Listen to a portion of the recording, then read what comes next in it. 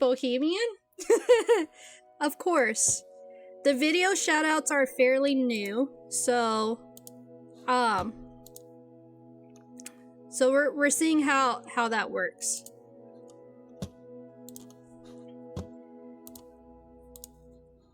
All right, let's see here. Where's my Kindle? It's not pulled up. There we go. All right. Corvin rode his stallion at a gallop long into the following night, putting as much distance between him and his brother as possible. Yes, Bohemian, go. Thanks for the lurk. Have fun painting whatever it is you're painting. Are you like painting a wall? Oh, thanks, Panda. That's right. I need to put that up so that people know about the trigger warnings. And I totally forgot to do that. You'll send pics? Alright. I can't wait to see it. I painted my room like a couple months ago. Alright. Trying to outrun the pain and anger at the separation, but also to avoid chasing his brother down and hindering his journey further. When his stallion could run no further, Corvin found himself up a hill out overlooking a twinkling town below. Oh, dang it. Hold on, I totally need to do something.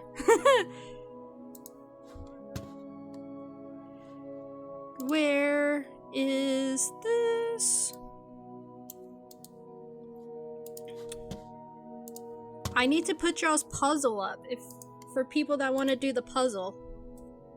There may be an echo, I'm sorry. Wait, I think, okay, it's muted on my computer.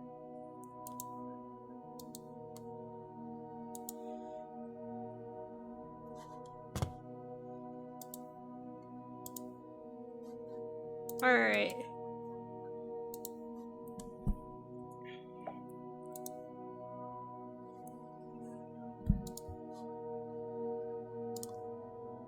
There you go. Okay, for the people that want to do the puzzle while I'm reading, it's up there now, so. Alrighty. He dismounted and let the horse rest. Oh wait, you know what? I don't think I set up the puzzle. Hold on. Dang it, I'm so like...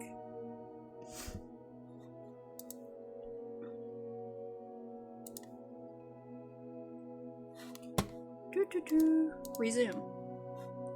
Resume.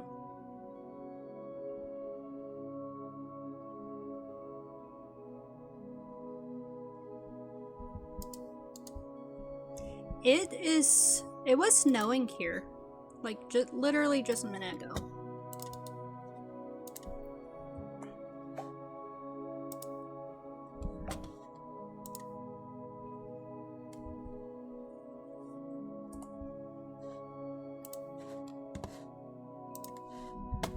Oh, you already posted the photos? Oh, dang. Oh, wait. Okay. Spam. Oh, there's videos. I'll have to watch these later then. Alright. Alright, I'll watch those later. Thanks, Bohemian. I can't wait to see them. Alright. He dismounted and let the horse rest while he looked down below at the town. He would receive no sleep tonight, as his thoughts kept wandering to that of Corvo. It was a long night, and it was the reddening dawn that broke through to him. He could not stay here. He knew that now. Grabbing the reins of the stallion, they walked off down the hill towards the town below. The following days, turning into weeks, and those weeks turned to months, time seemed to not touch Corvin. Nor did he notice the passing of time. It was fall, and the leaves turning orange were but a pleasant thought in his mind. A pleasant thought that was shattered much to his annoyance. Someone called out to him as he rode by, "Doctor! Hey, doctor! Please help." Oh, it's a woman. "Doctor! Hey, doctor! Please help me!" A woman ran to him, clutching something to her chest. Corvin dismounted and turned around just as the woman reached him. Grasping at his coat, she was frantic. "Princess, how are you doing?" "I am doing well. How's your Saturday?" Whoops. Boom. Whoops. I hit the wrong button. There we go. There we go.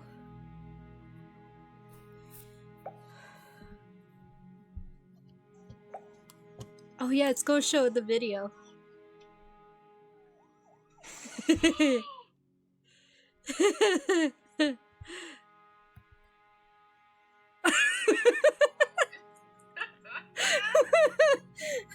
Princess. Oh my goodness.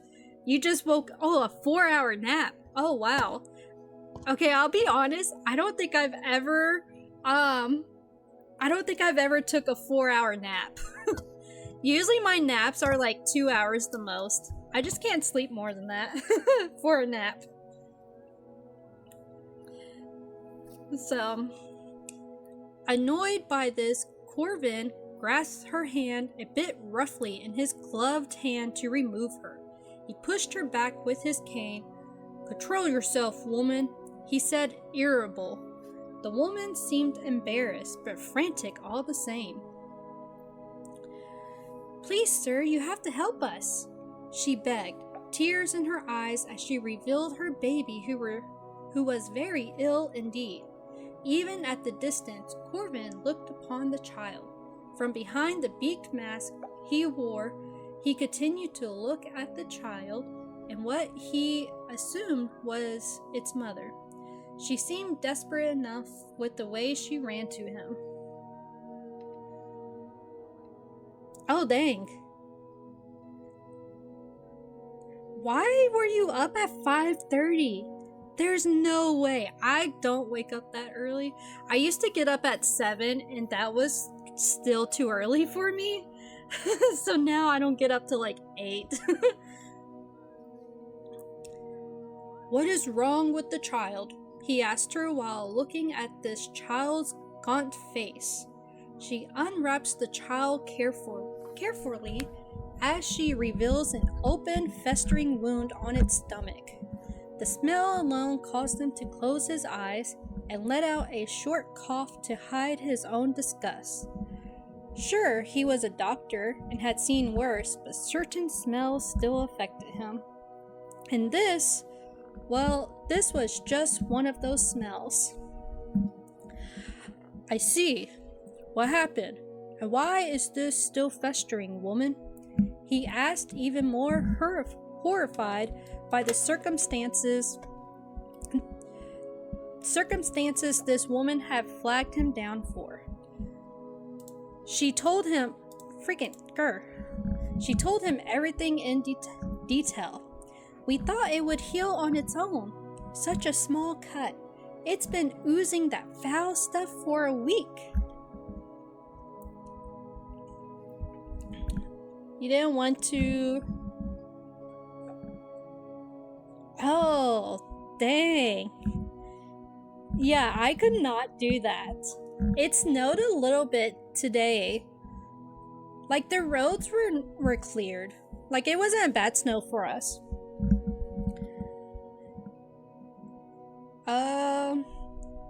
Corvin stares at her, unbelieving at what he was hearing.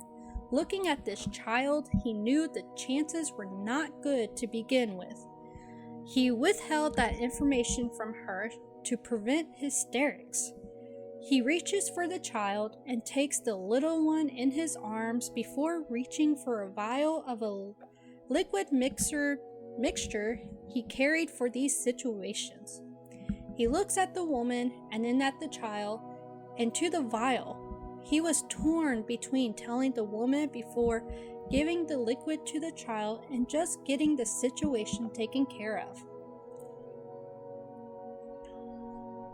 You walk drunk? I feel that.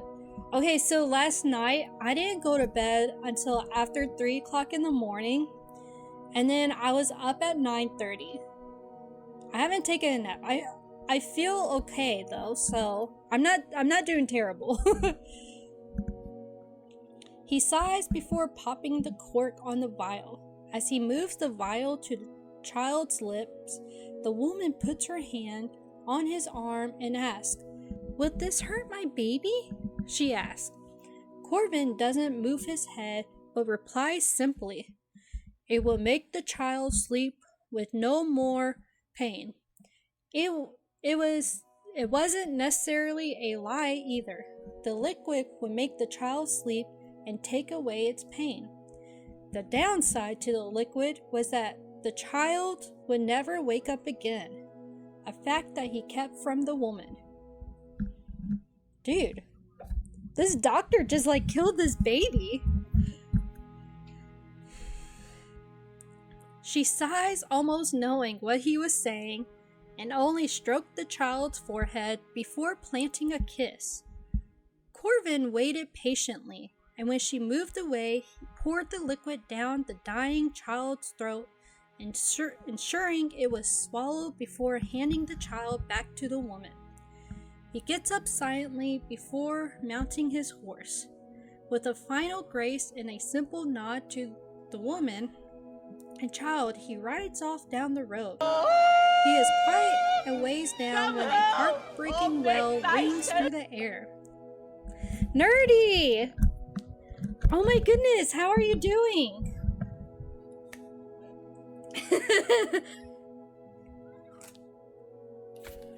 I changed the name of it, kinda. I took out the hocus pocus part, so wait, we still need this. You're out of channel points? Well, I mean, I guess you'll just have to watch, to get some more. Alright, let me get this book out for you.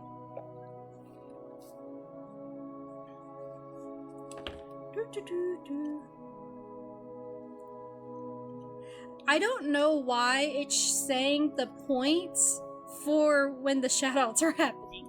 That's something I'm going to have to work on. You dirty bitch. I couldn't remember what it was. You're going back in the book?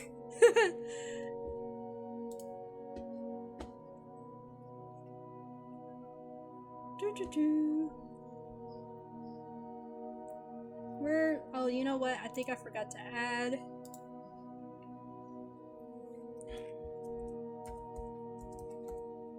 Let me get this video for you.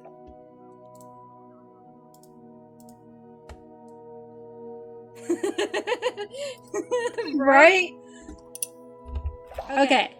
I haven't figured out how to make it clear, so we will work on this. Nerdy! You want your name back in here?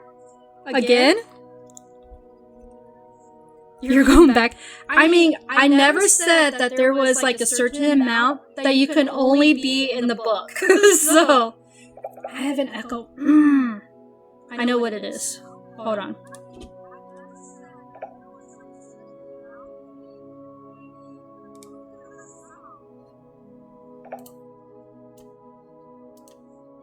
Okay, there you go. Yep, it's my camera.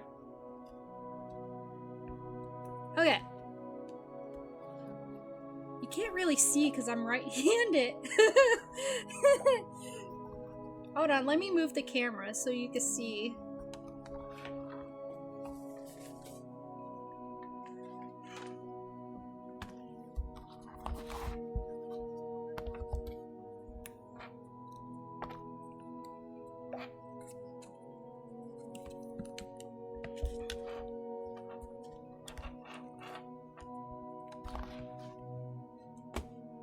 I'm not frozen. I think my tech issues are good.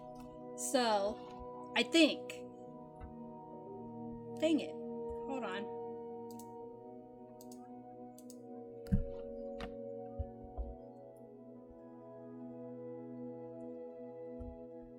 But then again, I could be wrong.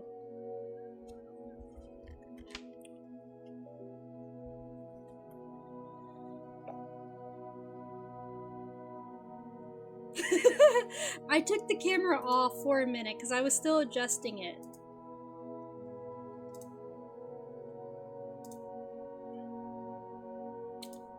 So let's see here.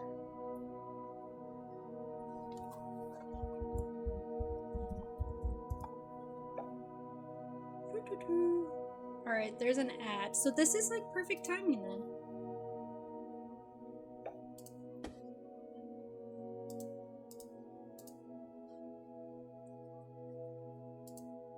Why is it not showing now? Dang it. Now I think I am having tech issues. Now I think it is starting again.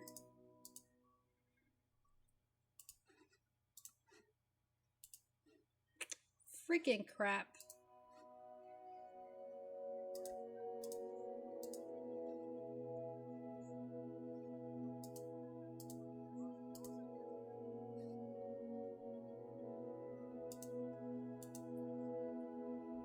Yeah, now it's not showing.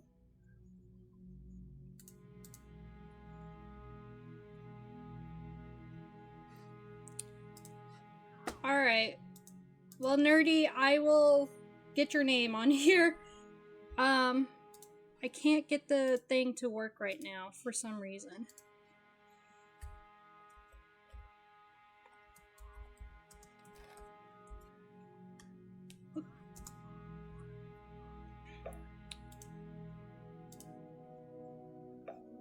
Yeah, it's not even registering. Alright. It's not even registering in OBS that it's plugged in, so...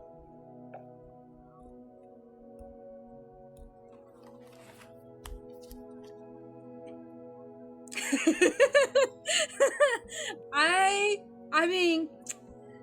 I can't help that.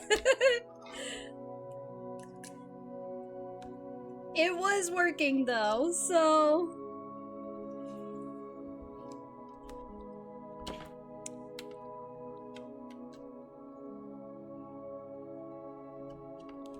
Let me see if I like unplug it. Maybe it will. Nope. Nope. Alright. Cool. Stupid camera.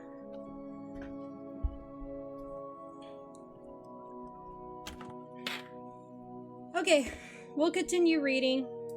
Now I'm tore up because of that. Alright.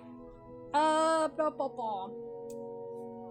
She sighs, almost knowing what he was saying, and only stroked the child's forehead before planting a kiss. Corvin waited patiently, and when she moved away, he poured the liquid down the dying child's throat, ensuring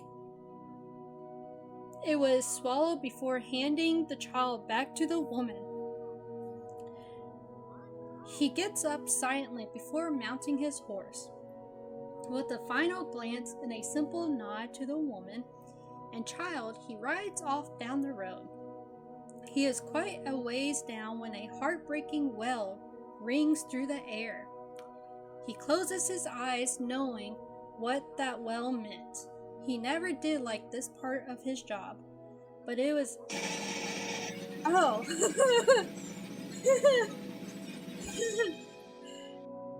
Thanks, Princess, for feeding the dragon! It was looking a little upset, so...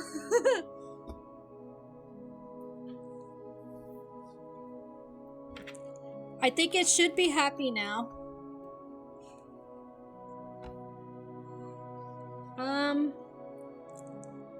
He shakes it off and continues down the road towards his destination.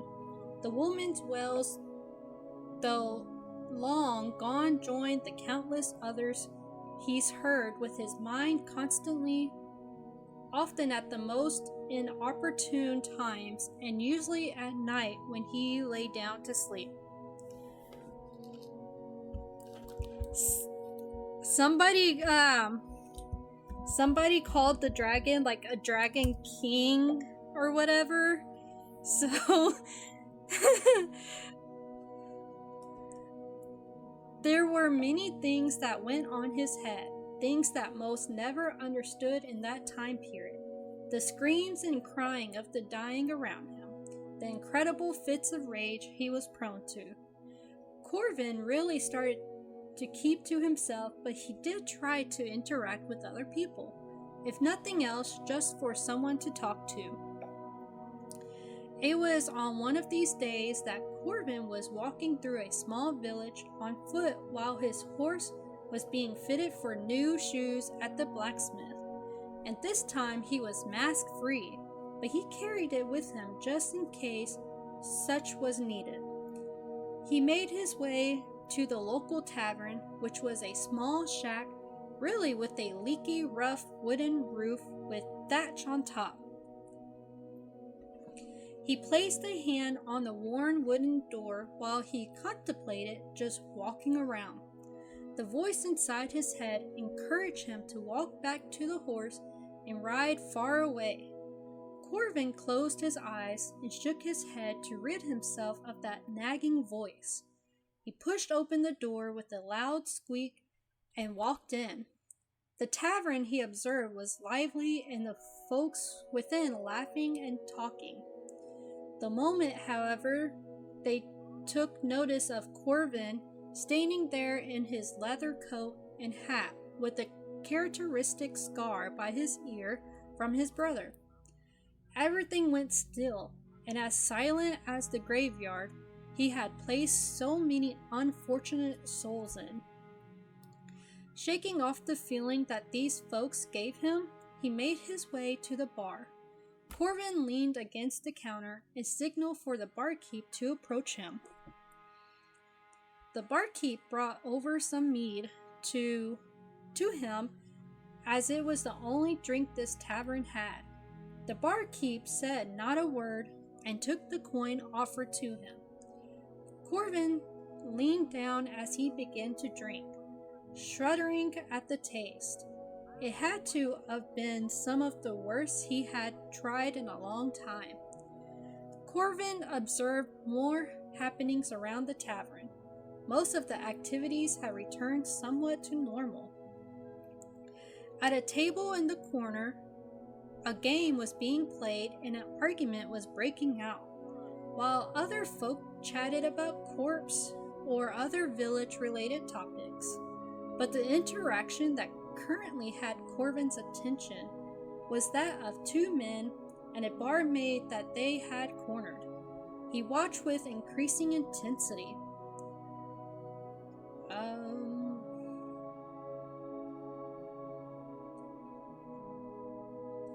I can't remember. Oh, it's barmaid. Okay. Come on, love, give us a kiss, one said as the other reached out to grab her. He promptly got slapped in the face, or was that him talking? I don't know.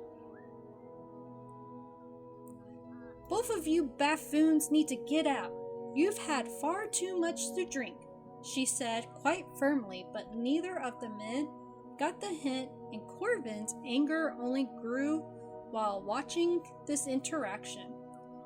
His grip tightened on his cane still topped with the bone from the amputation his brother did months ago. He set down the mug of mead. The man who had been slapped snarled at the barmaid who was making her get away from the two. He reached out and snatched her by her hair, causing her to yelp in pain. "Let me go! I said no, I meant it," she said loudly, though no one else in the tavern seemed to hear it or cared. Corvin slowly stood and made his way over to the trio, his eyes never once leaving the two men. a certain anger simmering behind those same eyes. "Is there a problem here?" Corvin said with a slight growl in his undertone as he gripped the shoulders of the two men tightly.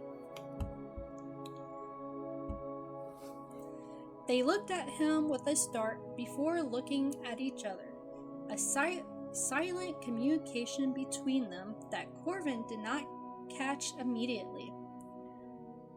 "No, just a barmaid who won't give us a bit of affection," one of the men said before shoving Corvin's hand off his shoulder roughly. The barmaid seized her chance, slipped away, much to the anger of the two men. You let her get away, you damn fool," the man before Corvin began berating him. "I believe the lady told you both to get out." The men started to argue, but a quick glance from the barkeep made them grumble and make a hasty retreat as they said something along the lines of, "You'll get what is coming to you," to which Corvin responded only with a glare as they made a hasty retreat. Towards evening, when Corvin left the tavern, he had only just walked out the door when the sound of barrels before being knocked over. His curiosity piqued. He went to investigate the sound. Rounding the corner, he found the two men from before having pinned the barmaid against a wall with a rag stuffed in her mouth. His hand tightened once more on his cane, and this time he let the anger overcome him. "Give me 1 second. Get a drink here."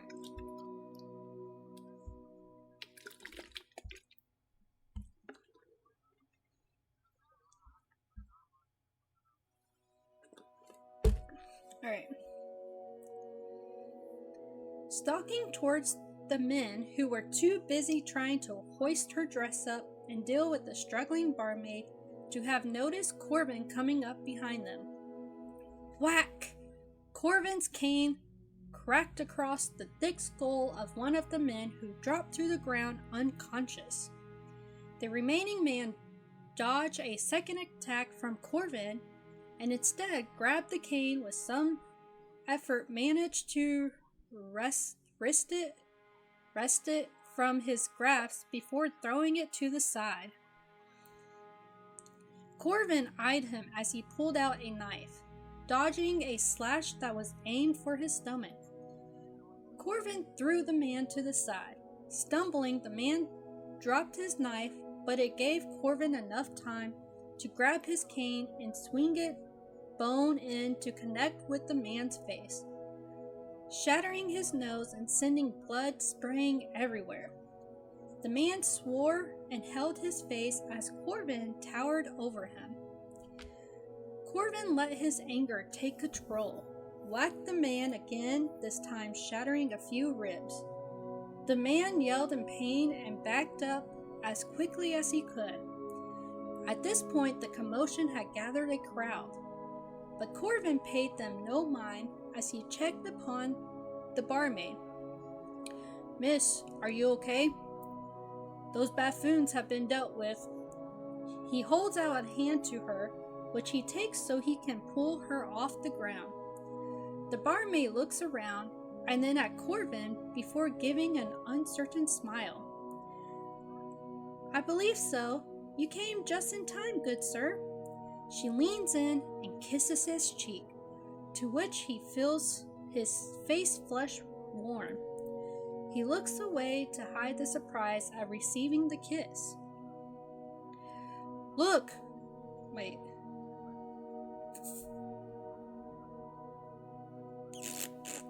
I don't know who's talking. "Look, he is a plague doctor," someone yells out in alarm. Corvin looks up sharply, and to his surprise, the crowd, which had looked like they might be accepting him, now looked terrified of him. Corvin looks back to the barmaid, who had been backed up quickly upon seeing the mask. He looked at her with sadness in his eyes, but otherwise no emotion. "Is the plague here?" a villager yelled out before all broke into a panic and ran away from Corvin. Corvin sighed in his mind, regretted his attempt to socialize with the common folk. He looked one last time at the barmaid, taking one step towards her. She now screamed her revulsion before fleeing before him. A bit angry now at how the barmaid reacted after he saved her, any expression that Corvin had before now disappeared, replaced with a stone-like face that was uncaring to the villagers. Wherever he walked, the villagers quickly separated and gave him space, which only made his anger worse. He made his way to his stallion and mounted up, and just out of his anger, put the beaked mask on before riding through the town, just to see the fear creeping into his eyes. But underlying that anger was a sadness and pain at the rejection. He had tried to be nice and had tried to be civil, but that had failed, and if niceties would not work, he would work alone, only coming out when things got desperate. Corvin disappeared from the village and into the woods right as it got dark. He was heading on an easterly path, following the disappearing sun. And that was chapter 9. Alrighty. So, basically, what we just read was,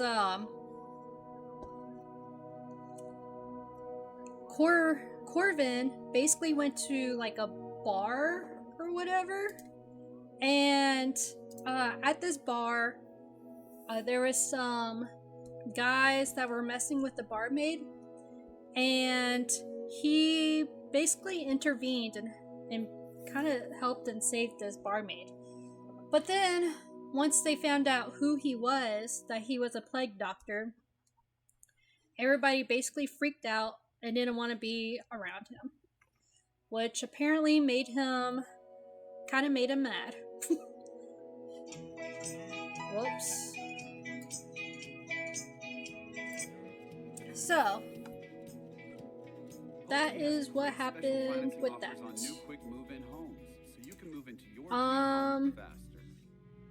Besides that, I don't think anything else happened. I think that was the gist. So, we'll continue to chapter 10. The Ladies of the Inn, Part 1.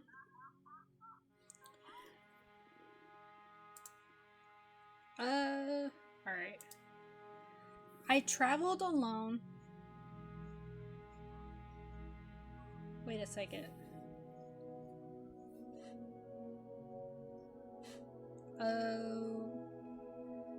I think this is in the perspective of Corvin still. Okay. I traveled alone for so long that I began to dislike every interaction that I had with people, and the interactions I did have became less and less. As that happened, the voices in my head steadily became louder and louder. The things they suggested came darker and darker, like perfecting the fine art of snapping someone's neck for a quick silent kill, or grinding a broken ends of a bone together to cause the patient to scream in agony more. But my biggest fascination came to be fire. I had been riding through some town. I had long since forgotten the name of it. It didn't matter to me, but several people ran past me. Words of burning and heretic reached my ears. It caught my interest, so I turned my stallion to go watch this execution. I had never seen a burning at the stake before. I kept to the back of the crowd, but watched as the sentence was read out. It was 2 young men and 3 women strapped to the stake. I couldn't see faces, and when the flames were lit, I could hear their screams, the sounds of absolute agony as their skin and hair burned. It was horrible to listen to. I had to turn my head away. After the screams faded and the crowds dissipated, only the crackling of flames could be heard. Another sound reached my ears and caught my attention. I rode closer and peered into the flames at the blackened corpses. The skin was black and crisp as a side of ham or bacon. Trovo, thanks for the biddy! How are you doing? How's your Saturday?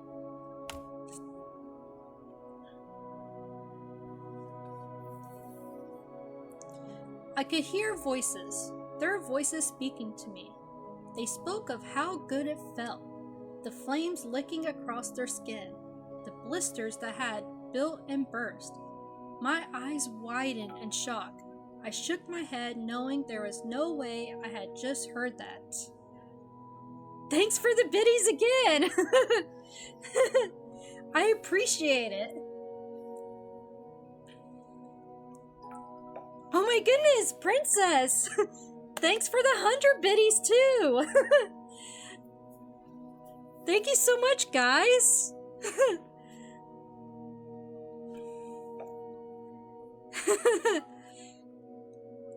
Oh my goodness. I pushed those voices away, locked them deep within. I knew it wasn't normal, and I knew something was wrong with my head. But as I rode away, my fascination with the effects of the fire remained. I continued through the town as my thoughts and fascination grew in my head. A group of young folks were talking nearby as I bought some apples for my journey. Normally I'll pay them no mind, but then they started talking about the burning earlier. I stopped to listen, intrigued. Thanks! Thanks for the biddies again! The power pickle... Wait, what? The power pickle is on Lady. Wait, I'm so confused by that statement. I don't know what that means. Oh, thanks, Princess. I have been told that it is. Apparently I put Panda to sleep, so I still have not figured out if that's a good thing or a bad thing.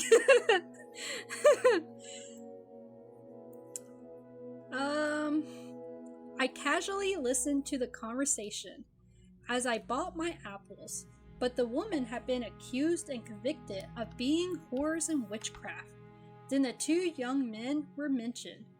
I found out that the only crime they had committed had been love. They had been lovers who were caught laying with each other. This chilled me to the bones. I wanted to leave, but I couldn't move. I knew what my preferences were. I had never lain with another man. Not yet, anyway. Oh my goodness, guys! Thanks for the biddies! Like, what is going on? I appreciate it, guys!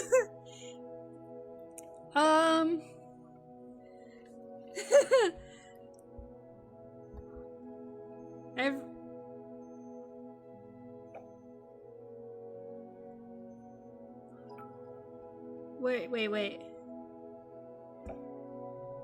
So... oh my goodness.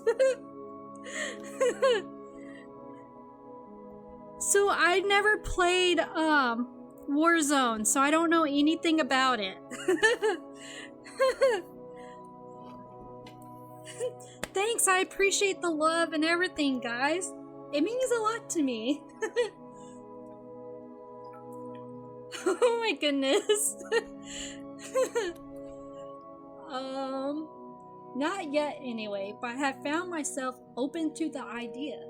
I liked all gingers, to be honest, but knowing that preferences was what got those young men killed terrified me of even trying to explore it. I began to get lost in my thoughts. Oh my goodness, Trovo, thank you so much. I much appreciate it. Hold on. It didn't work for you, Princess. I'm sorry. Here you go. I gotta figure out how to automate it. I don't know how to do it yet. There we go.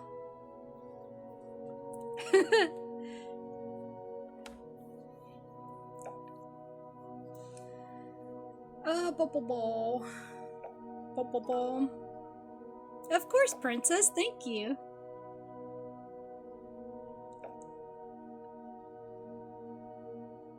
Oh, you're live? Alrighty. Oh, you know what? Let me do a shout out for you.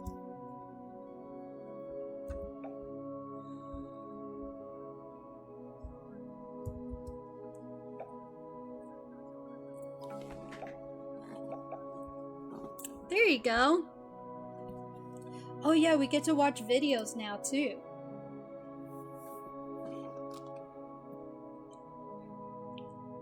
So there you go. There's Trovo.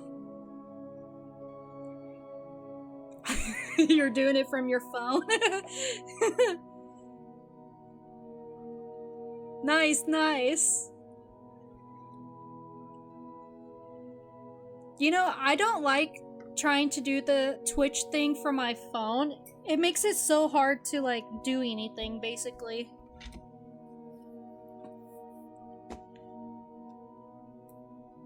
All right.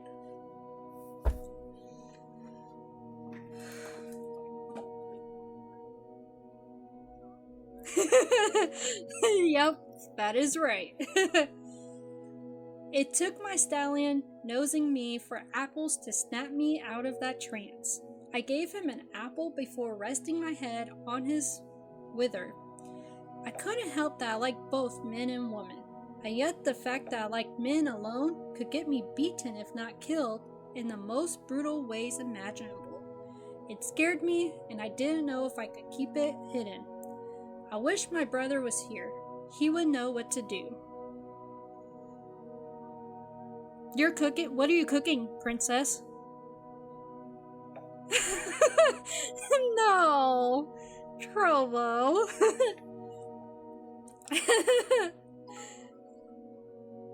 Thanks for the biddies again. I totally appreciate it.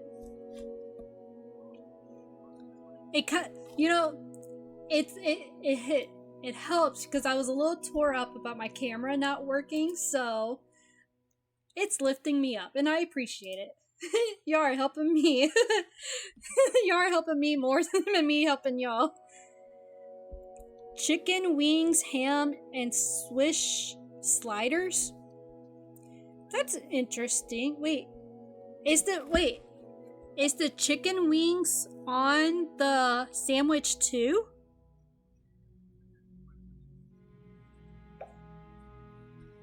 Wait, do they really change colors? That's cool. My eyes are... I'm pretty sure if you look closely, they're like a dark red. So, no, okay. I was about to say, I was like, hold on, how does that work? You know, I really should add a food channel to my Discord so that people could post their foods on there. They're blue. I like blue eyes. I mean, my favorite color is blue, so I can't say anything.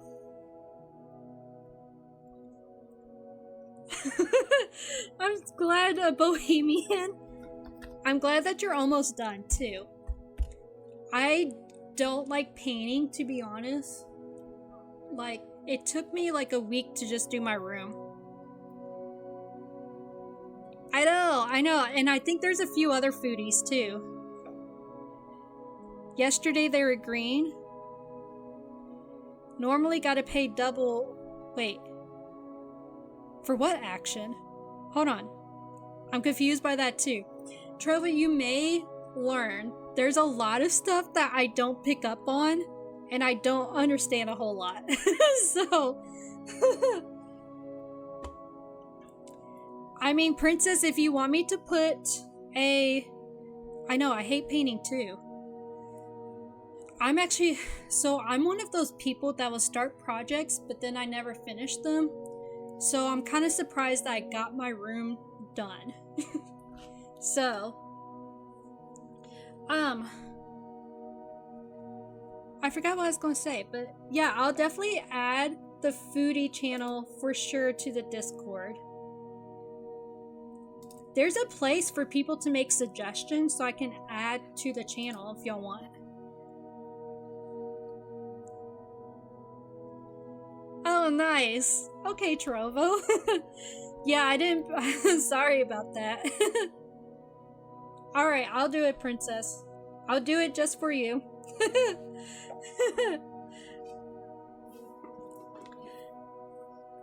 Alrighty. You know what? I can move some of my stuff that I have since I can't get the camera to work. I don't know if it's the camera or if it's like my computer that is acting up. So, okay. By the way, I don't know if y'all seen that there's like a chat redeem where I have to put in like this mouthpiece thing and try to read what I'm reading with it in. I don't know if y'all seen that. That's a new chat redeem too. Alright. I mounted my stallion before riding off. I had to get away from that group of people.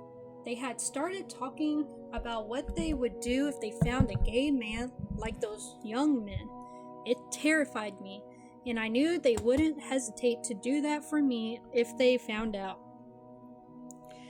I rode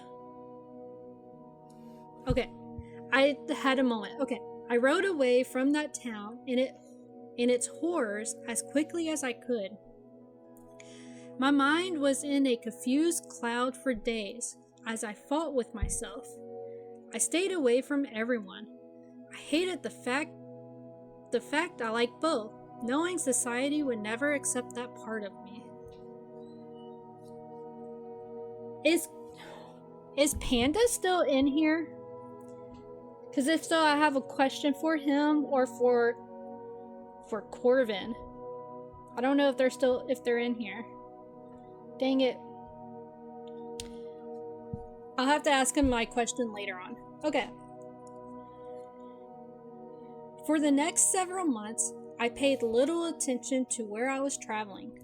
To those who saw me on the outside, I was a dark figure that only brought death. My mere presence had become known as dangerous, one to leave alone, and for the most part people did. Unless they needed my medical service or my coin, they always ran in fear upon noticing me. On one hand, I craved the solace. I could be alone with my thoughts and desires. But on the other hand, I wanted someone to hold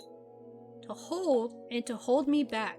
A lover's embrace. It was something I suspected I'd never know what it was like. Hey, Sangi! Hey again!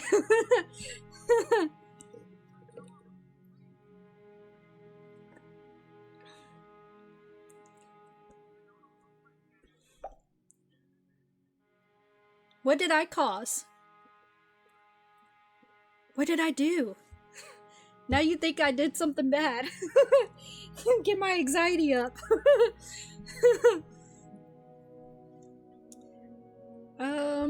I wandered aimlessly around the countryside.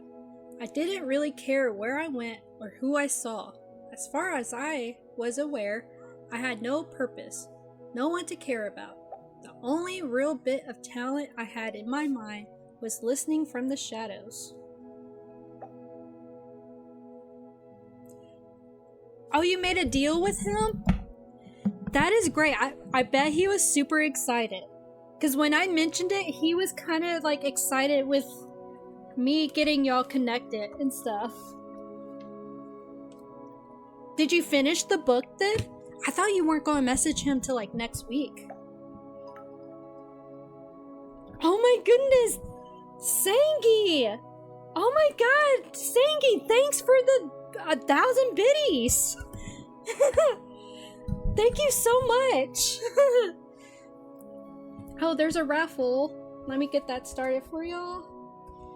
See, I'm glad that I have that just so I can remember. You read enough? So did you like it then? Like I said, we're not very far, so... Alright, Trovo. Sounds good. Take your phone call. Alright.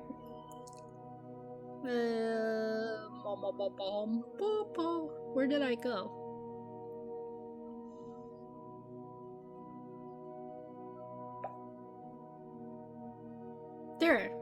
There I am. I wandered aimlessly around the countryside. I didn't really care where I went or who I saw. As far as I was aware, I had no purpose, no one to care about. The only bit of talent I had in my mind was listening from the shadows.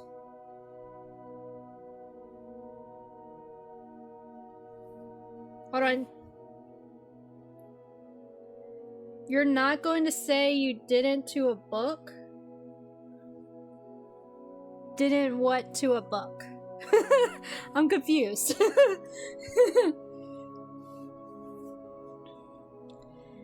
Every so often, I'd hear interesting tidbits. I only ever listened to keep my mind busy and to keep myself alive. Due to my past and my families that I helped, there were several who wanted my head. Oh, okay. I mean, I see, I got it now.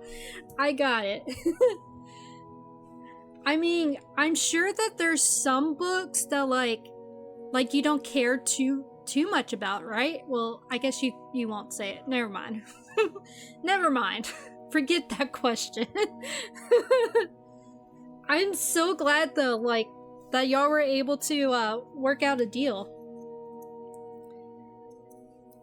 Do you know when you're going to be re-releasing it? It's probably going to be a bit, right?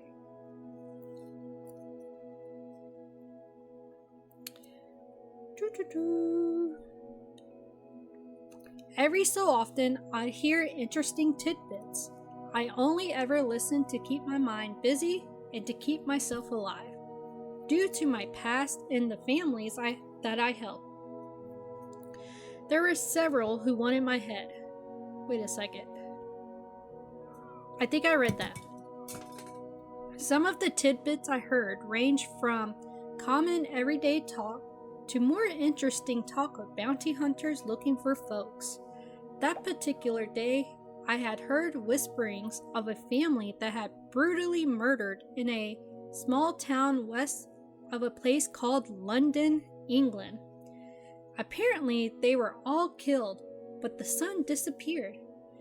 He was suspected of the murders. Oh, really? I mean, you probably will, honestly. Like, we're 15% in the book. So, I don't know, 15% seems to be pretty good, right? I don't know. Lounge, how are you doing? How's your Saturday?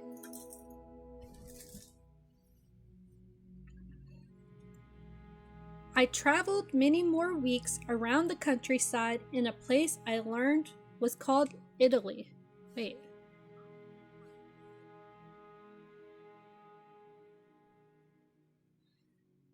What happened to the family?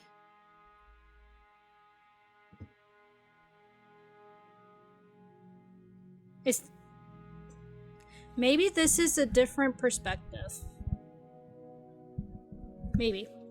I traveled many more weeks around the countryside in a place I learned was called Italy. By this point, I was utterly exhausted, my clothes torn in some spots. I looked nothing like the smooth, clean-cut doctor I usually showed.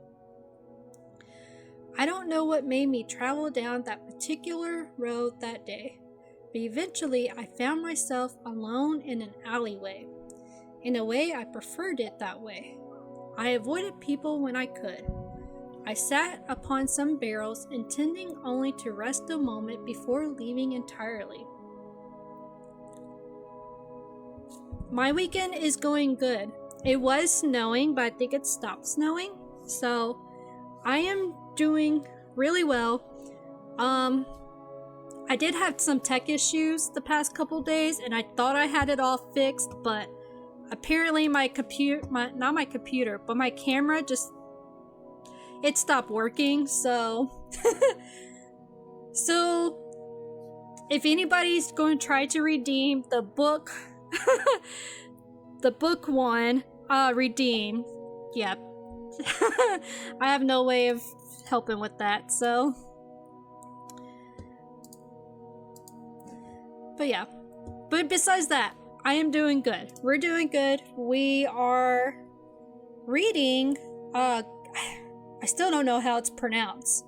Coread or I don't know, Coread or something. It's a Plague Doctor romance is what we're reading. So we're only 15% in. So yeah. I don't know what made me travel down that particular road that day, but eventually I found myself alone in an alleyway. I preferred it that way. I avoided people when I could. I sat upon some barrels, intending only to rest a moment before leaving entirely. That's a cute emote. That's not your emote, is it? Lounge? I know, right, Sangi? He hasn't been in my stream this week, so I haven't been able to, like, ask him or whatever, so yeah. My exhausted body had other ideas entirely, though, and it wasn't long before I was fast asleep. I don't recall how long I was asleep for, but was woken up by a soft, feminine voice. I thought I was still dreaming, but when my arms was gently touched, and I heard that voice again. "Hey, are you alright there?" The female voice asked of me. You just did? Okay, you'll have to let me know then. Because I don't want to, like, tell people the wrong title or whatever, so I mumbled something about leaving me alone, but warm hands tugged at me gently. I opened my eyes to see two beautiful women at my side. I honestly thought I had died, and that these were angels that had come to carry my soul away. They looked at me with no hint of fear, only kindness and what seemed to be a genuine worry for me, which I totally forgot. Lounge, let me do a shout out for you.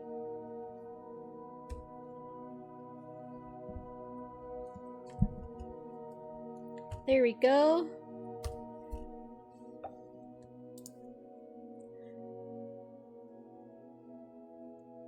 Now I'm gonna have to fix this, that. Do you have any clips? There we go.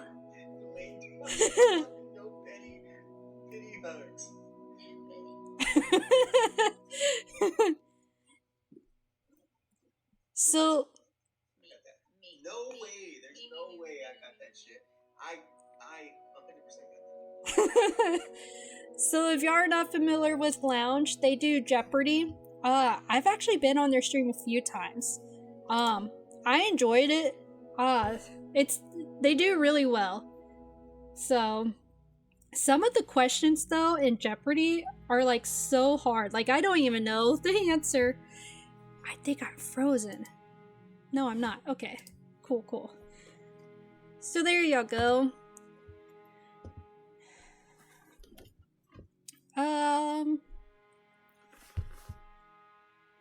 The one who first spoke tugged on my arm once more.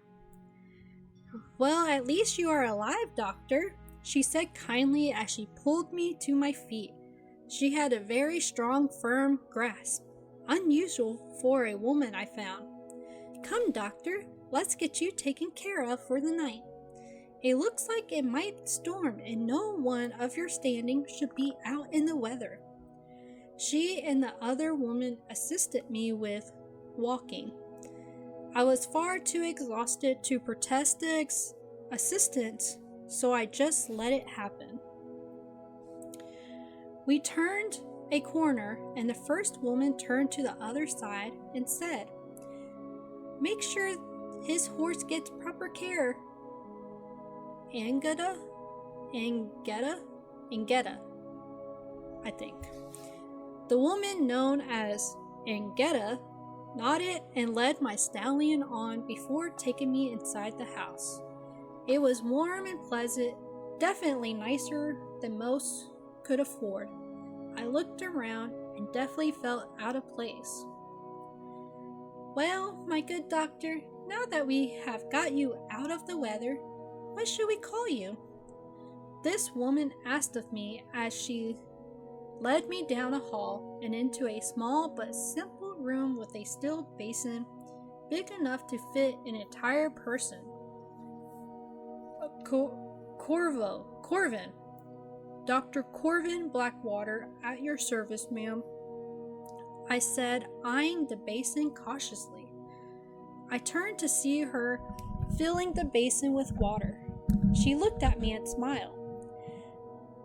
I take that it's been a while since you had proper bath, Dr. Blackwater, she said softly before walking over to me. I couldn't remember the last time I had a bath, as survival had always been my priority. Loud Bros, how are you doing? Oh, are you done streaming? How was your stream earlier? Yes, his name is Dr. Corvin Blackwater. Is that like a common name or something that I don't know? Let me get you a shout out. That's great. Loud Bros. There we go. Do you have any clips? Is it going to play any? I'm trying to get to you, but there's so many explosions I can't fucking see the screen. Oh, Jesus.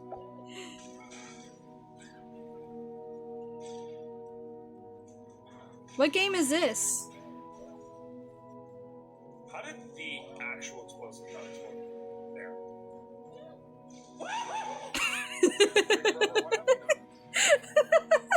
Wait, What? was that Carmen that screamed like that?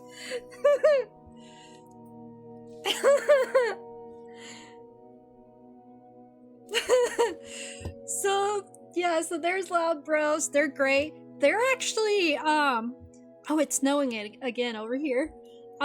They're actually one of the first people that actually discovered me and they helped me get affiliated and everything. So yeah, y'all get a chance, follow them too. So it's Coread. Alrighty. But isn't the title like...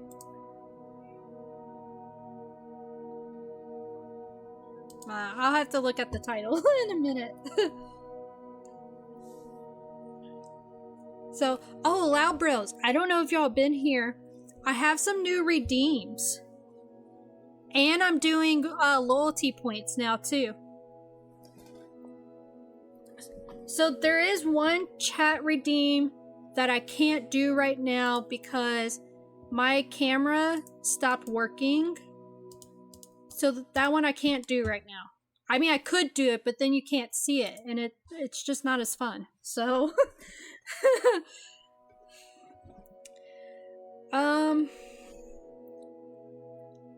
let's see.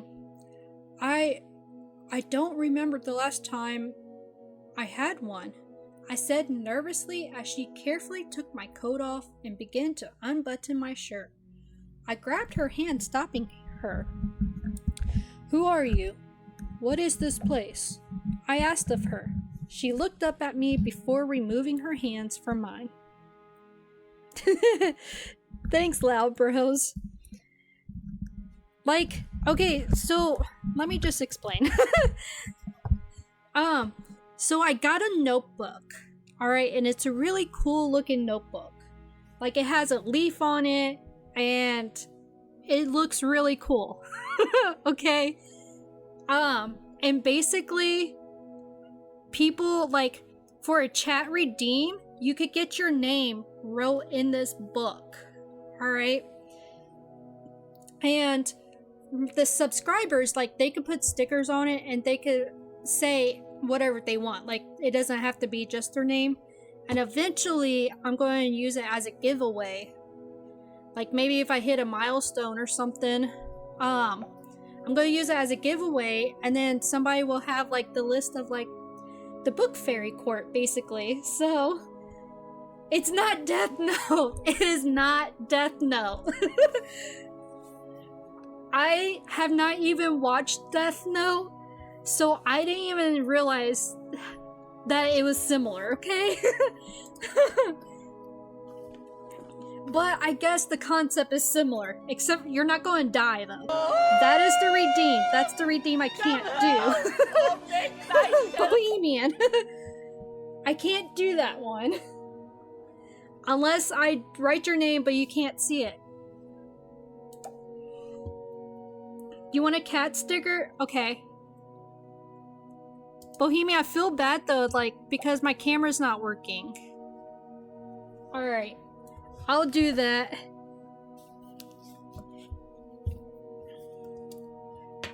Yeah, because you could get your name wrote as many times, you know, as you want, kind of deal, basically.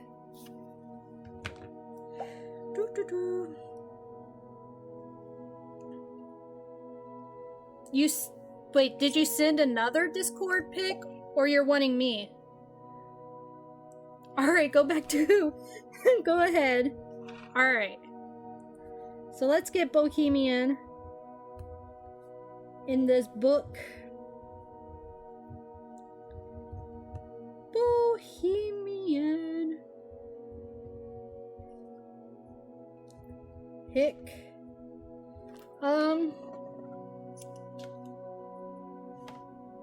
Do I have a cat? Where? Wait. Oh, give me a second, guys.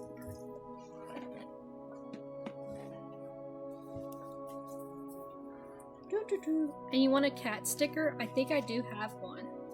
It's probably in this other stack.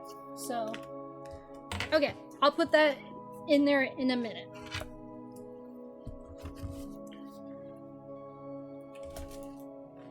Okay. And then the other new chat redeem is I have a mouthpiece that I have to put in my mouth for so long, and I tried to read with it in my mouth. I think that was the other new one. Alright.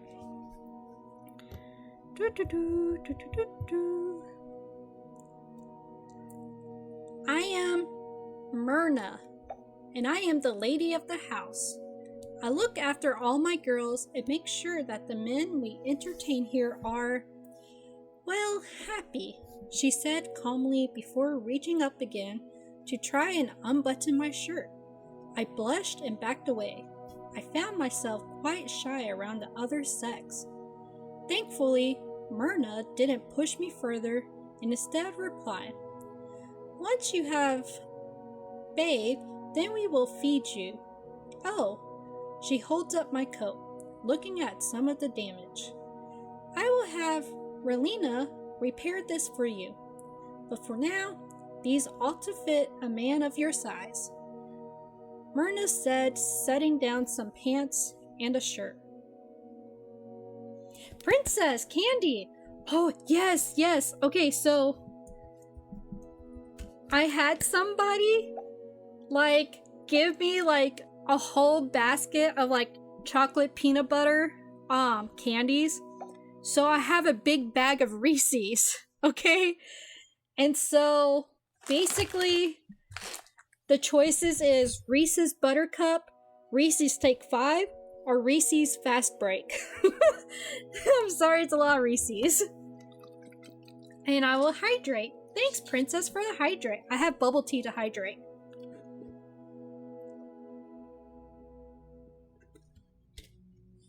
So, Princess, you tell me what candy you want.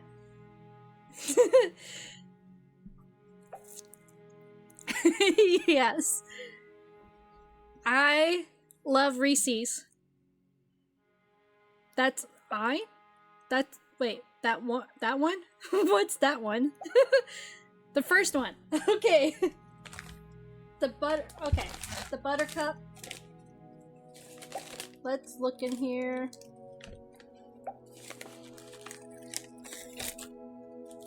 There we go.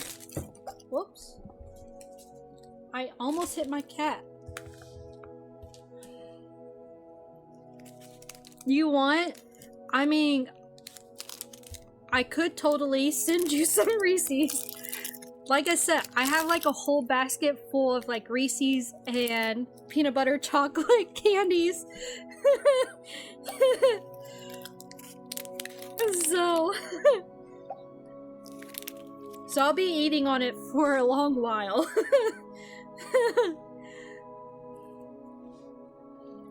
Thank Princess.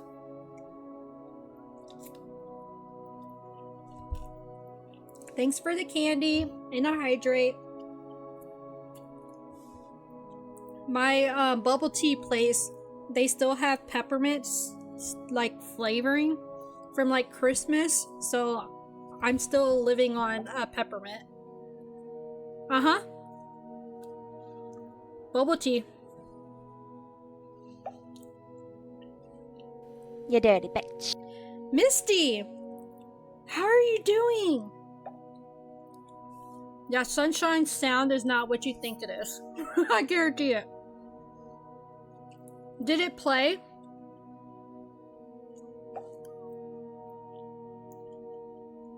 I didn't see if it played.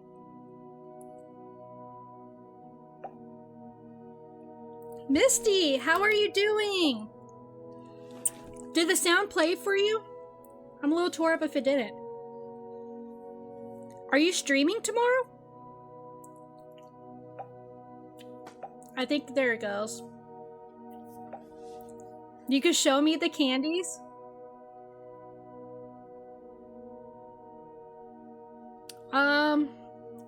Okay. I'm kind of tired too. So it's supposed to be a sound. Hold on. So I went to bed like after 3 o'clock in the morning, and then I woke up at 9:30.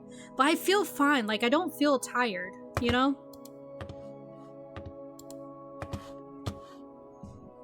You dirty bitch.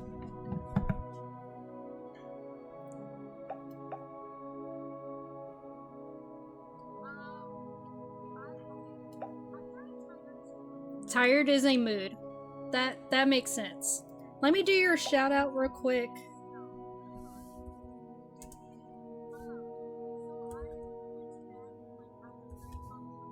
Did it still not play?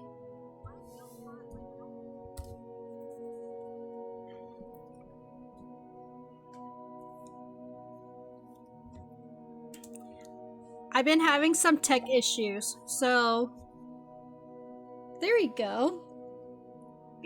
I also eat frog, but it doesn't taste like chicken. It tastes like frog. Hello! She's here! Dino, she's here! What are you gonna do with me? Are you gonna... okay, we're gonna... We're gonna sew this. Oh, okay! I was distracted. I looked at something else. I looked at something else. Give me a second. is she Edward Scissorhands right now? Can someone explain it? Oh my goodness. If y'all are not following Misty Rose, you really should. I actually found her through, I think it was I Don't Know You, and I actually really like her streams. Like, she is funny. And let me just say, Misty Rose, you are like always on top of chat. like you will have so many people and you're just like, you're on top of it somehow. So, oh my goodness. I don't know if the sunshine worked, but basically I have a mod named Bit of Sunshine, and it's her redeem basically.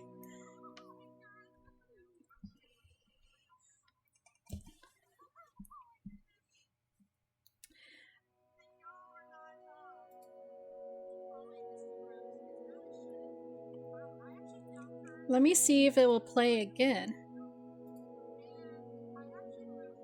You dirty bitch.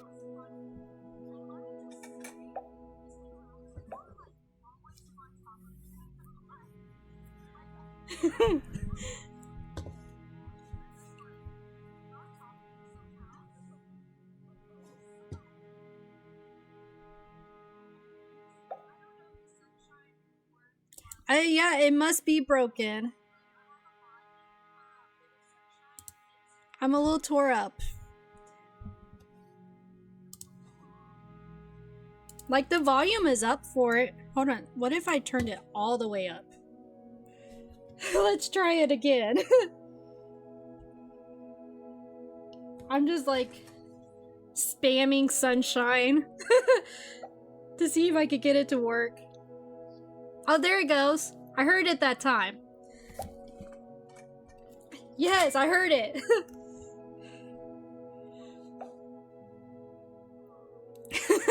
So that's her redeem. So basically when I heard it, I was like, that is definitely sunshine. And I sent it to her and she 100% like approved it. So what is Dindin? What is Dindin? I appreciate the lurk, Misty Rose. Thanks for the emotes, loud bro. It only took, you know, a few minutes to get the sunshine working. Alright. She stood waiting for a minute, and I was confused. She let out a sigh. I like to get everything washed for you. Relina can inspect everything and repair it as needed, Dr. Blackwater, she said as I blushed even deeper. I looked around and stepped behind a curtain before undressing. I peek around the curtain and hand her the clothes. Corvin. Just call me Corvin, I said, quietly waiting as she gathered everything up and walked out of the room to shut the door behind her. I walked to the basin and climbed in. I gasped at how warm the water was. I let myself sink into that water fully with a groan. It felt amazing. I couldn't even remember the last time I even had a warm bath. I had always just washed in a stream somewhere. I closed my eyes and found myself dozing off for a second. A knock at the door and a soft voice. Sir, the Lady Marina sent me to fetch you for supper. A petite young woman walked into the room. She kept her eyes down, for which I was thankful since I was naked. She didn't move, and I found she was waiting for me to dress myself. I blushed further until she turned around, at which point I dried myself off and got dressed.